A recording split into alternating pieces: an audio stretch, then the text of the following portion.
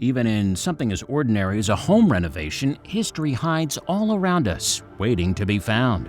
The Ramirez family was stripping old paint from their kitchen walls only to find some strange markings underneath. Further inspection showed that they'd stumbled upon evidence of a lost era. Hello, wonderful people. I'm Jamie Buck from WonderBot. And here is Family Renovating Their Kitchen Uncovers Hidden Markings Beneath the Paint. Before we begin, make sure you smash the like button, subscribe to our channel, and click the notification bell for more amazing videos.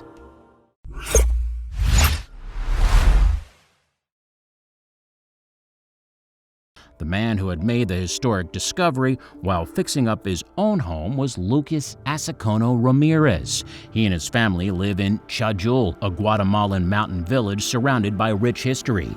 Within just miles of the humble town lay endless attractions. All around Chajul are ancient ruins, colorful cemeteries, bustling flea markets, and so much more. To make a new discovery in such a historic hub of Central America is an impressive feat.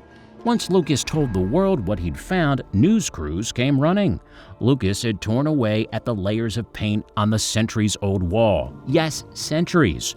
Look inside their 300-year-old home and you'll notice the aged foundation, well-used stove, and recently installed wood and piping. The Ramirez family mistakenly thought their house was typical for their impoverished village. Once Lucas reached the final layer, he knew his home was special. At first, he thought he'd found some old damage covered with layers of plaster. But as he explored along the wall, Lucas realized that these markings were intentional. These were colors, lines, shapes, figures. It was an image. Lucas kept chipping away until more of the hidden picture was revealed. He saw figures with patterned cloaks, heeled shoes, and strange instruments in their hands. He stopped in fear of causing damage to his amazing discovery. Lucas ran to tell his family about the images, and they gathered around to see. Word spread quickly, prompting the arrival of professional archaeologists to finish off the excavation. It took them weeks to uncover the entirety of the hidden imagery. And it wasn't just the kitchen. Painted throughout the Ramirez family's home was an epic mural. It depicted the people of the ancient Ixtal Mayan civilization that once ruled Mesoamerica. That meant the piece was hundreds of years old. However, as historians examined the figures' clothing, they noticed something strange.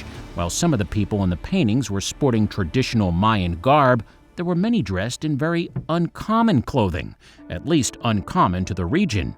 And yet the clay used to paint the scenes was indigenous to the area. Who could have painted it? As far as execution, all signs pointed to the Mayans.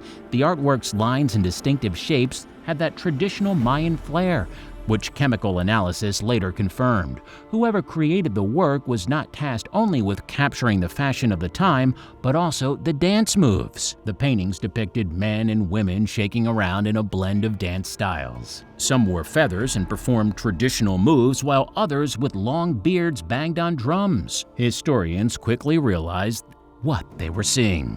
The mural depicted the Mayans interacting with the Spaniards who were brutally colonizing the Americas in the early 1500s. The indigenous people were swiftly enslaved, and the original name of the country, Guatemalan, was reinterpreted as Guatemala. So then, why are they all dancing? You don't just go into a country, conquer it, and wipe your hands of responsibility. People will fight back if you don't convince them to join your side. With this in mind, Christian ministries from Spain attempted to convert the indigenous population using a language they'd understand. The Spanish ministries learned the traditional dances of the region and adapted them as tools for conversion, successfully shifting the local belief system to Christianity.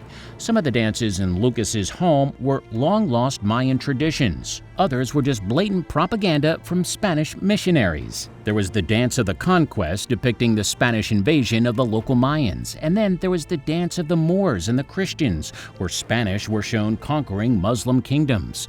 But why would local Mayans paint these propagandist murals in the Ramirez family's home?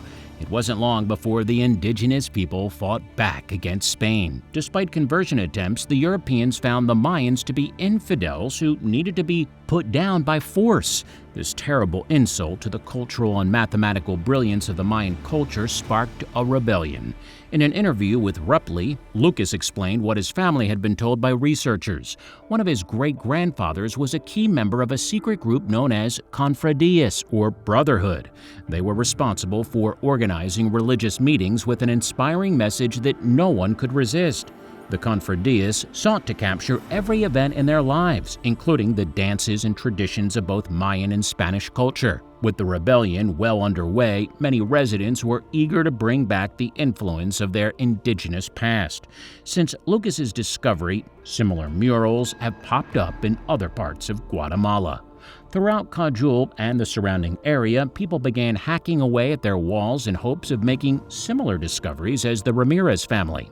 Many had enormous success. Ivan Putzis, an archaeologist from the University of Guatemala in San Carlos, explained why these finds were so incredible. "We consider these murals to be very unique," says Ivan. "It's intangible heritage that represents real scenes from history." To work out the entire history, experts needed to communicate with the people who would help them most, the Ixil. Without the local Ixil people, researchers never would have been able to identify the key components of these murals. As the paintings now fade from light exposure, photographs are all we have left to remember this chapter of Mayan history. Meanwhile, experts are desperate to uncover other evidence from the region. When archaeologist Guillermo de Anda and his crew arrived in the ancient city of Chichen Itza on the Yucatan Peninsula in Mexico, their original mission was to better understand the ancient Mayan civilization. More specifically, they wanted to access and study what is called a cenote, a sinkhole the ancient tribes believed were portals to access the underworld. The cenote they sought was allegedly beneath the temple of Kukulka. Their plans changed, however, when a local told them about the Cave of the Jaguar God. Besides a totally awesome name, the cave was steeped in a history Gomero couldn't ignore. See, archaeologist Victor Segovia Pinto had visited the cave in 1966 and, in an apparently unspecific report, noted extensive amounts of archaeological material hidden inside. Instead of excavating it, however, he curiously ordered the cave sealed up. Over the next 50 years, most locals of the former Mayan settlement forgot about Jaguar God, so Guillermo and his crew were delighted by the opportunity to find what Victor had ignored. They knew what caves meant to the Mayans. As Mayan expert Holly Moy said, because of their believed connection to the underworld, caves and cenotes represent some of the most sacred spaces for the Maya, ones that also influenced site planning and social organization. So, refocusing their energies on the potential of Jaguar God, Guillermo and his crew recruited a Mayan priest to conduct a 6-hour purification ritual. This would ensure their safe return into the potential holy hotspot. Their offering to the cave guardians was modest: honey, a fermented drink called pozole, and even tobacco. But it got the job done. Officially protested in the eyes of Maya, they entered the long-sealed cave. Instead was a claustrophobic's worst nightmare. For well over an hour, Guillermo crawled on his stomach through narrow, twisting tunnels, only a headlamp illuminating the pathway. Guillermo didn't seem to mind. "I've analyzed human remains in Chichen Itza's sacred cenote," he said, "but nothing compares to the sensation I had entering alone for the first time in that cave. You almost feel the presence of the Maya." After an hour and a half of painstakingly slow crawling, his helmet finally illuminated something curious. "I couldn't speak," Guillermo recalled of the moment he finally understood what he saw. "I started to cry." It wasn't that he finally reached a chamber with enough room to stand up in that made him cry, either. Rather, he stumbled upon the archaeological equivalent of a winning lotto ticket. Piles of ancient artifacts lay before him, grinding stones, decorated plates, and more, all in an excellent state of preservation, despite looking like they were caked in a few billion years' worth of mud. Impressively, thanks to centuries of dripping water, stalactites formed around some of the ancient artifacts and ritual objects like this incense burner. All in all, there were 150 well-preserved items in that cave. Thinking about Maya in ancient times, going there through these passageways, crawling with a big incense burner and a torch, Guillermo said, "You see how important these caves were for them." Along with giving Guillermo newfound respect for the Maya, the cave and the items inside, he knew would provide invaluable information on the tribe's rituals and more. Jaguar God can tell us not only the moment of collapse of Chichen Itza, Guillermo surmised, it can also probably tell us the moment of its beginning. Now we have a sealed context, he continued, with a great quantity of information including usable organic matter that we can use to understand the development of Chichen Itza. More than that, though, experts believe further study of the area will shed some light on the region's climate and how disastrous droughts possibly led to the Maya's mysterious first demise. By studying these caves and cenotes, National Geographic archaeologist Frederick Hebert said, it's possible to learn some lessons for how to best use the environment today in terms of sustainability for the future. For this reason, Guillermo believed his work in archaeology was truly saving the world. By studying Maya, he said, we can understand the footprints of humankind's past and what was happening on Earth during one of the most dramatic moments in history. But Guillermo's profession was noble for reasons beyond that which he listed. Thousands of miles from Jaguar God, for instance, archaeologists used science to answer a 14,000-year-old question about some of our earliest ancestors. Specifically, the Heiltsuk people, the first nation indigenous to British Columbia's Great Bear Rainforest, had laid claim to the remote Tricket Island for nearly 5,000 years. But archaeologists dismissed their claim of ownership at first for one glaring reason. The continental glacier that formed over Canada during the last ice age would have also covered Tricket Island, making it uninhabitable. But even with the facts stacked against the Heiltsuk, a small group of researchers took it upon themselves to uncover the truth once and for all. The archaeologists began an extensive excavation of the remote island in the hope of discovering traces of a past civilization. What they found there not only shocked the entire archaeological community, but it also changed history forever. Beneath several layers of earth, they found remnants of an ancient wood-burning hearth. But how could this be? According to researchers, it wouldn't have been impossible for humans to dig their way through the glacial ice to get to the soil below. As they continued digging, researchers unearthed additional artifacts, including tools and weapons. This discovery stumped the team as the Heiltsuk people traditionally didn't use tools of this kind. The Heiltsuk people had derived their food source from fishing and smoking salmon, utilizing small, precise tools to harvest the fish. The tools and weapons found were much larger and likely would have been used to hunt large sea mammals such as seals, sea lions, and walruses. What's more, the team also uncovered shreds of obsidian, a glass-like rock only found in areas of heavy volcanic activity. This discovery also puzzled the archaeologists, as there were no known volcanoes near that part of British Columbia.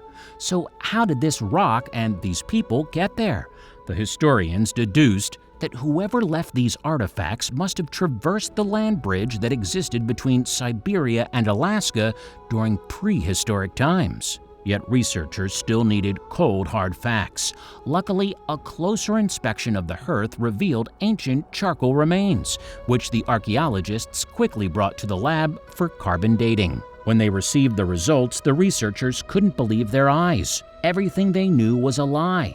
According to the carbon dating report, these bits of charcoal were an astonishing 14,000 years old, making them the oldest carbon remains ever to be discovered in North America. Even by global standards, this was an extraordinary find. After all, these simple pieces of charcoal were older than the Great Pyramid of Giza and even predated the invention of the wheel. But that's not the most remarkable fact about this discovery.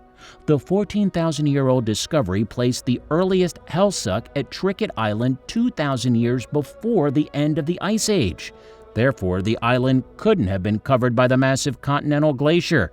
And that's not all. Since Tricket Island was surrounded on all sides by water, the early Heiltsuk would have used boats to traverse the open waters. Boats, however, were not believed to have been invented until centuries later. This meant the Heiltsuk settled the area 2,000 years before initially believed. If this was the case, then these early men likely crossed paths with some of history's most formidable beasts. As the Heiltsuk people made their way south from the land bridge, they likely had to fend off giant creatures like mastodons, woolly mammoths, and giant sloths. But somehow, these humans survived, and it's likely for one crucial reason.